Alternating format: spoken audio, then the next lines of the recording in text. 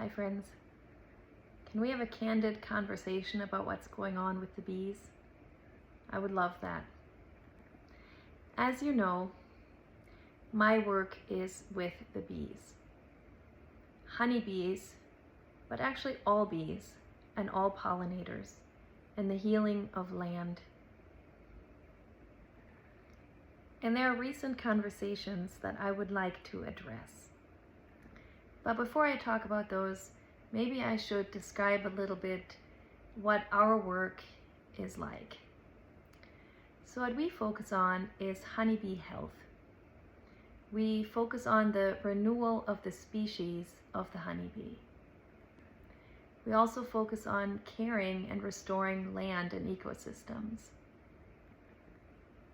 which also includes all of the other pollinators, the native bees, butterflies, moths, even wasps, hornets, ants, and of course the birds, not just the hummingbirds, but all the birds. Really, the whole sacred web of life. We also believe that the honeybee is sacred. Humankind has had a deep, sacred relationship with honeybees for thousands and thousands of years. And it's only in the recent years, the last couple hundred years, that our beekeeping practices have become very extractive, and in the last 100 years, even mechanized. Due to some of those practices, as well as degradation of land and use of herbicides and GMOs and radiation, all sorts of reasons. But again, due to some of the methods employed in industrialized and commercialized beekeeping, the honeybee as a species has truly suffered. Now, this might not be obvious, because even though you may have heard a lot about colony collapse disorder in the last few decades, and that beehives are dying off at an alarming rate, for a long time, it's been more than half of the bees dying every winter, right? Statistics can be very confusing, and I'll tell you why.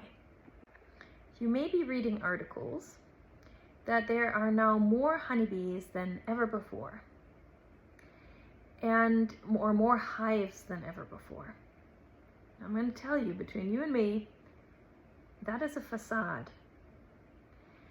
Hives can be mechanically created at this point.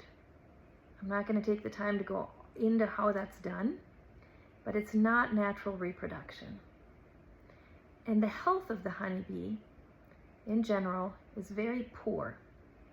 The reason you're reading those statistics is because honeybees, not being native here, technically, are considered farm livestock, right? So you may hear things like, oh, honeybees are not endangered, the native bees are endangered. But honeybees, they're more than we've ever had, and in fact, the honeybees are taking away the forage from the native bees and so on.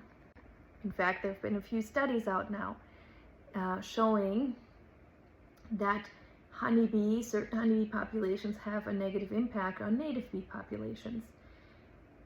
And that is also complex.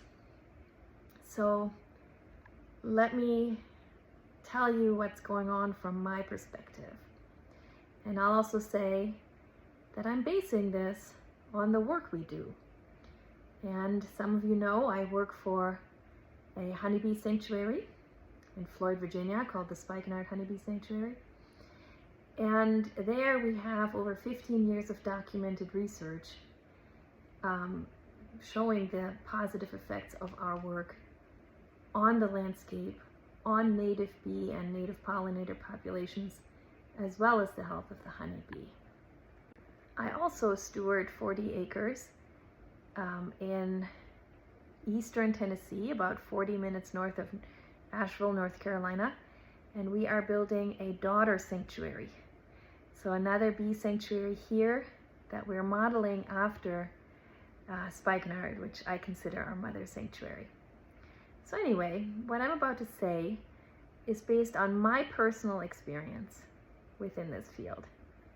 But I'm here to say that it's actually not the honeybee that can be detrimental, not the honeybee herself, but the type of extractive beekeeping practices that are so prevalent today.